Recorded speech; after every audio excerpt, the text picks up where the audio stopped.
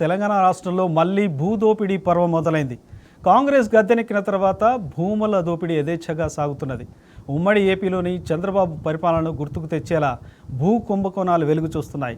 భూములు కాజేయడంలో గురువు చంద్రబాబు మార్క్ ఫార్ములానే శిష్యుడు రేవంత్ రెడ్డి ఫాలో అవుతున్నాడు.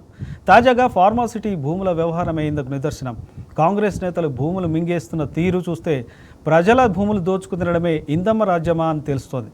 ఫార్మాసిటీ రైతులకు కేసీఆర్ సర్కార్ నష్టపరిహారంగా ఇచ్చిన ప్లాట్లపై కాంగ్రెస్ నేతలు రాబందుల్లా వాళ్తున్నారు. అమాయక రైతులకు మాయమాటలు చెప్పి అగ్గువకే ప్లాట్లు దండుకుంటున్నారు.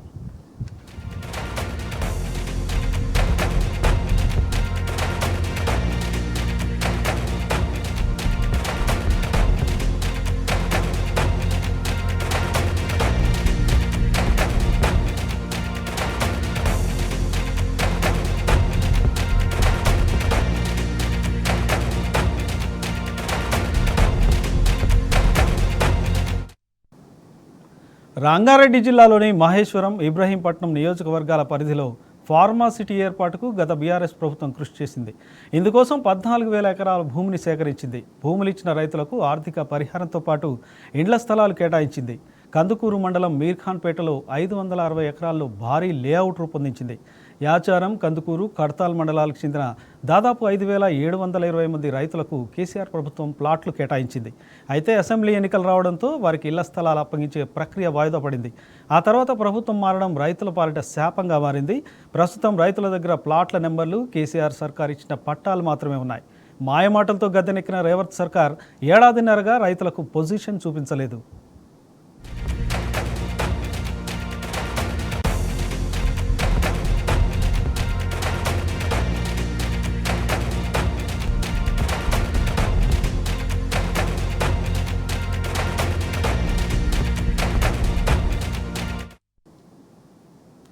ఫార్మాసిటీ కోసం భూములు ఇచ్చిన రైతులపై రేవంత్ రెడ్డి సర్కారు తీరు కక్ష సాధింపు చర్యగా మారింది.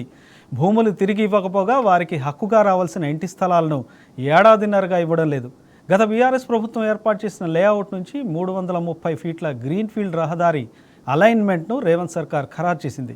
ఇదే అదనుగా కాంగ్రెస్ నేతలు అక్కడ గద్దల్లా వాలిపోయి రైతులకు ఇచ్చిన ప్లాట్లను అగ్వ ధరకే కొల్లగొడుతున్నారు. ప్రస్తుతం మీర్ఖాన్పేట్ పరిధిలో చదరపు గజం 30 నుంచి 35,000 రూపాయల వరకు పలుకుతుంది.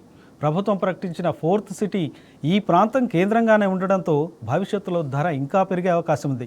కానీ కాంగ్రెస్ నేతలు మాత్రం అక్కడి రైతుల నుంచి అడ్డికి పావు షేర్ల అనధికారికంగా ప్లాట్లు కొనుగోలు చేస్తున్నారు. గజానికి 4 నుంచి 5,000 రూపాయల చొప్పున ధర నిర్ణయించి రైతులను నట్టేట ముంచుతున్నారు.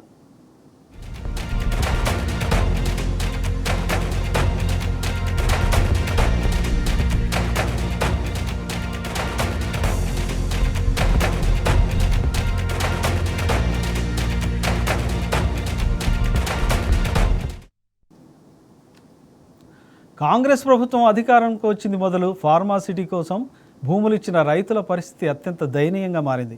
తాము అధికారంలోకి రాగానే భూముల్ని తిరిగి ఇస్తామని హామీ ఇచ్చిన కాంగ్రెస్ నేతలు ప్లేట్ ఫిరాయించారు.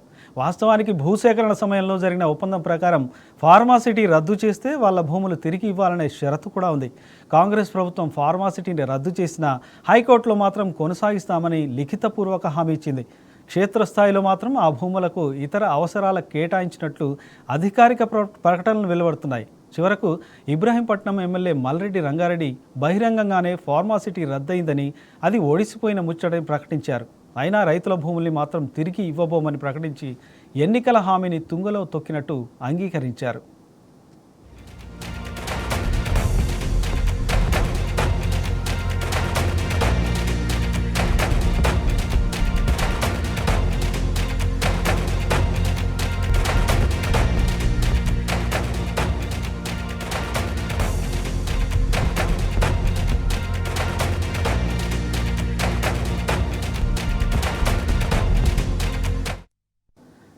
రేవంత్ సర్కార్ మోసంపై ఫార్మాసిటీ బాధిత రైతులు రోడ్డెక్కారు. ఫార్మాసిటీ రద్దు చేసిన సర్కార్ తమ భూములు ఎందుకు తిరిగివ్వడం లేదని నిరసన చేపట్టారు. రంగారెడ్డి జిల్లా యాచారం మండలంలో పలు గ్రామాల రైతులు సర్కార్ తీరుకు వ్యతిరేకంగా ర్యాలీ నిర్వహించారు. ఫార్మాసిటీ రద్దు చేసి భూములు తిరిగిస్తామని ఎన్నికల ముందు రేవంత్ రెడ్డి హామీ ఏమైందని ప్రశ్నించారు. మేము ఉద్యమం చేశాము. అప్పుడు మాతోటి కాంగ్రెస్ నాయకులు అందరూ కూడా మేము మీకు అండగా ఉంటాము, మేము వస్తే మీకు అన్ని హక్కులు కల్పిస్తాము, మీ భూసేకరణ రద్దు చేస్తాము, ఫార్మాసిటీని కూడా రద్దు చేస్తామని మాకు మాటిచ్చారు, మేనిఫెస్టోలో కూడా పెట్టారు. కానీ ఈరోజు జరుగుతున్నది ఏంటంటే ఫార్మాసిటీ జీవోను రద్దు చేయలేదు. ఆ విషయం వాళ్ళు కోర్టులో కూడా చెప్పారు. మా భూసేకరణను రద్దు చేయమని చెప్తే మాకందరికీ నిషేధిత జాబితా నుంచి మా భూములు తీసేయాలి, మీరు ఇచ్చిన మాట నిలబెట్టుకోండి అంటే వాళ్ళు ఏం చేస్తున్నారంటే మొత్తం మాట మార్చేసి మీకు అధిక పారితోషికం ఇస్తాము, లేకపోతే 50 లక్షలు ఇస్తాము, మీరు అందరు భూములు ఇవ్వాలి, మీరు భూములు త్యాగాలు చేయాలి అని రైతులకు మళ్ళీ మాట మార్చి మొత్తము మోసపూరితంగా చేస్తున్నారు. మేము అడిగేది ఒకటే, అయ్యా ఇక్కడ 2 ఎకరాలు 3 ఎకరాలు ఎకరా ఉన్న బడుగు బలహీన వర్గాల భూములు మీరు అడుగుతున్నారు కరెక్టే, మరి మీ అందరు కూడా పెద్ద మోతవర్లు కదా, మరి మీ భూములు ఇస్తారా? మీరు ఇచ్చి మీ దాంట్లో కంపెనీలు పెట్టించి అందరికి ఇక్కడ ఉన్న యువతకు మీరు త్యాగాలు చేసి ఉద్యోగాలు ఇవ్వరు. కానీ ఉన్న భూములు ఉడవిక్కొని ఈ జనాలందరినీ కూడా మళ్ళీ మీరు రోడ్డు ఎక్కించడానికి మీరు ఆ రోజు ఇచ్చిన మాట ఏంటి, ఈరోజు చేస్తున్న పనులు ఏంటి? గత 14 నెలల నుండి రైతులందరినీ మేనిఫెస్టో పెట్టిన హామీని అమలు చేస్తామని చెప్పి ఇప్పుడేమో మీ భూములు తీసుకుంటాము, మాకు కోర్టు చట్టం అడ్డం వస్తుందని చెప్తున్నారు మా ఎమ్మెల్యే గారు. మీకు హైకోర్టులో అన్ని ఆర్డర్లు రైతులకు అనుకూలంగా వచ్చినాయి, ముందు అది పాటించండి. మీరు కొత్తగా మా చట్టం మీకు అడ్డం వస్తలేదు, అవార్డు రద్దయింది, భూసేకరణ రద్దయింది, అది పక్కన పెట్టి చట్టం అడ్డం వస్తుందని చెప్పేసి 50 లక్షలు ఇస్తాం 100 లక్షలు ఇస్తామంటే ఇక్కడ ఉన్న రైతులు భూములు సిద్ధంగా లేరు. విక్రమార్కుడు, సీతక్క, ఆయన కోదండరెడ్డి మెయిన్ పాత్రధారి, ఆయననే పాత్రధారి. నా పేరు పంగాన్సి అని పెడితే పంగాన్సీ కాదు, నీ పేరు రుద్రమ్మదేవి అని పెట్టిండు. ఆ పేరు పెట్టినందుకన్నా మా భూములు మావి ఇప్పుడు ఎక్కియచ్చుగా. అయితే మళ్ళీ కోదండరెడ్డి ఏం చేసిండు, ముఖ్యమంత్రి దేవంత్ రెడ్డి తను దొరకపోయినాను, దేవంత్ రెడ్డితో మాట్లాడిపించిండు, దేవంత్ రెడ్డి చేతిలో చేసిండు, చేతిలో చేసి అక్క మీ భూములు మీకే ఉంటాయి, మనం పార్టీ గెలవాలి అక్క అని అభయం ఇచ్చిండు. అభయం ఇచ్చినట్టు నిర్ణయం చేసుకోవాలి దేవంత్ రెడ్డి కూడా, కోదండ రెడ్డి కూడా. కోదండ రెడ్డి ఇంకా కలుస్తలేడు, నాకు కలుస్తలేడు. నాకు కలిసినప్పుడు మాత్రం నేను కోదండ రెడ్డి ఏం అడగాలనో అది అడిగి తీరుతా, నేనైతే విడిచిపెట్టదాన్ని కాను. మా భూములు మాకు ఉండాలి. ఆయన 50 లక్షలు కాదు, ₹1 కోటి కాదు, 10 కోట్లు ఇచ్చినా నేను భూమి మా భూమి లేకుంటే మేము ప్రాణాలు ఇస్తాం, కానీ మా భూములు మాత్రం ఇవ్వం సార్. మేము అది ఎంతగానో తెగిస్తాం. మా మేడిపల్లి నాగరు ఉర్మిత అమెరికన్ 4 గ్రామాలు మా ఎంతగానో ఇస్తాం, మేము భూములు మాత్రం ఇవ్వం సారు. మేము అప్పుడు మా కోదండ రెడ్డి వచ్చిండు, మల్లరెడ్డి రెడ్డి వచ్చిండు, ఈటర్ రాజేంద్ర వచ్చిండు, మన పెద్ద మంత్రులు మొత్తం వచ్చారు. మా భూములు వచ్చి బంగారం అంతా ఈ భూములు ఎందుకు వదులుకోరు బాబు అని చెప్పారు మాకు. అట్లా చెప్పిన వాళ్ళే ఇప్పుడు మేము అబద్ధం మాట్లాడి మాది ఇప్పుడు మా దగ్గర మొత్తం రివర్స్ మాట్లాడి మా దగ్గరకు పోతే మమ్మల్ని కేర్ చేస్తారు. తెలంగాణలో రేవంత్ సర్కార్ గద్దెనికి 1.5 దాటుతోంది. ఇప్పటి వరకు ప్రజలకు చేసిన మంచి పనులు శూన్యం. కానీ రేవంత్ పరిపాలన మొత్తం భూదేవుడి కేంద్రంగానే సాగుతున్నది. తెలంగాణ వ్యాప్తంగా పలు జిల్లాల్లో రేవంత్ సర్కార్ నుంచి భూములు కాపాడుకునేందుకు ఎన్నో పోరాటాలు జరుగుతూనే ఉన్నాయి. ఫార్మాసిటీ రద్దు చేసిన రేవంత్ రెడ్డి 4th సిటీ అంటూ కొత్త రాతం ఎత్తున్నాడు. అటు లగచర్లలో ఫార్మా కంపెనీల కోసం గిరిజన భూములు కొల్లగొట్టేందుకు విఫలయత్నం చేశాడు. దిలావర్పూర్లో ఇథనాల్ కంపెనీ కోసం భూములు దోచుకునేందుకు కుట్ర చేశాడు. అదానీ సిమెంటు కంపెనీ కోసం నల్గొండ జిల్లాలో రైతుల భూములను కబలించే ప్రయత్నం చేశాడు. ఇక హైదరాబాద్కు లంగ్ స్పేస్గా ఉన్న హెచ్సియులో 400 ఎకరాల భూముల్లో ఐటీ కంపెనీల నిర్వహణ కోసం విధ్వంసం సృష్టించాడు. రాత్రికి రాత్రే బుల్డోజర్లతో అరాచకం సృష్టించాడు. సుప్రీంకోర్టు మొట్టికాయలు వేసినా ఇప్పటికీ ఆ భూములపై రేవంత్ రెడ్డికి ఆశ చావలేదు.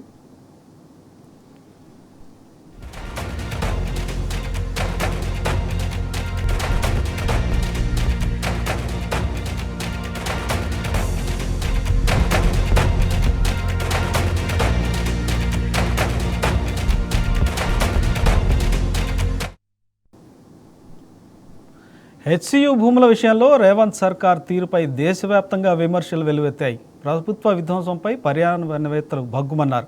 యూనివర్సిటీ విద్యార్థుల పోరాటానికి బీఆర్ఎస్ అండగా నిలిచి సర్కార్ కుతంత్రాలను అడ్డుకున్నది. సుప్రీంకోర్టులో న్యాయ పోరాటం చేసి రేవంత్ సర్కార్ మెడలోంచింది. సుప్రీంకోర్టు చెంపలు వాయించినా ఇప్పటికీ రేవంత్ రెడ్డికి ఆ భూములపై మోజు తీరలేదు. ఎలాగైనా ఆ భూములను విడిచిపెట్టమని మరోసారి తన దుర్మార్గ వైఖరిని బయటపెట్టుకున్నాడు. ఒక 400 ఎకరాలలో అభివృద్ధి చేస్తే ఇంకొక 5 లక్షల మందికి ఉద్యోగాలు కల్పించాలి, 1,00,000 కోట్లు పెట్టుబడులు తీసుకురావాలని ఇవాళ సంస్థల్ని ప్రారంభించడానికి ప్రయత్నం చేస్తే ఈ రోజు పానకంలో పుడకలాక దాన్ని అడ్డుకున్నారు. ఇది తాత్కాలికమే. ఆ భూమి 2002-03లో ఎవరికో ప్రైవేటు వ్యక్తులకు కేటాయిస్తే 2024లో సుప్రీంకోర్టు వరకు వెళ్ళి కొట్లాడి 20 సంవత్సరాల పోరాటం తర్వాత ఆ భూమిని వెనక్కి రాష్ట్ర ప్రభుత్వానికి తీసుకొచ్చినాం. ఈరోజు ఎవరో కొందరు అవాంతరాలు అడ్డంకులు కల్పించినంత మాత్రాన ప్రభుత్వం వెనక్కి తగ్గదు. చట్ట సభలలోనే కాదు, న్యాయస్థానాలలో న్యాయం కోసం కొట్లాడి ఆ స్థలాన్ని మళ్ళీ వెనక్కి తీసుకొచ్చి పెద్ద ఎత్తున ఐటీ కంపెనీలను అక్కడ ప్రారంభించడమే కాదు, లక్షలాది ఉద్యోగాలను కల్పించే ప్రయత్నము. తెలంగాణ ప్రజల పాలిట కాంగ్రెస్ పార్టీ శనిలా దాపురించింది. హస్తం పార్టీ మొత్తం భూ కబ్జాదారులు, దోపిడీదారులతో నిండిపోయింది. సీఎం రేవంత్ రెడ్డి స్వయంగా భూదోపిడీకి టార్చర్ బేరర్గా వ్యవహరిస్తుంటే ఆ పార్టీ నేతలు ఎందుకు ఊరుకుంటారు? అందుకే రాష్ట్ర వ్యాప్తంగా ఎక్కడ చూసినా కాంగ్రెస్ నేతలు భూ బకాసురులా రెచ్చిపోతున్నారు. భూ కబ్జాలు, అక్రమ మైనింగ్లు, కమిషన్లు దండుకోవలను తమకు తామే సాటి అని నిరూపించుకుంటున్నారు.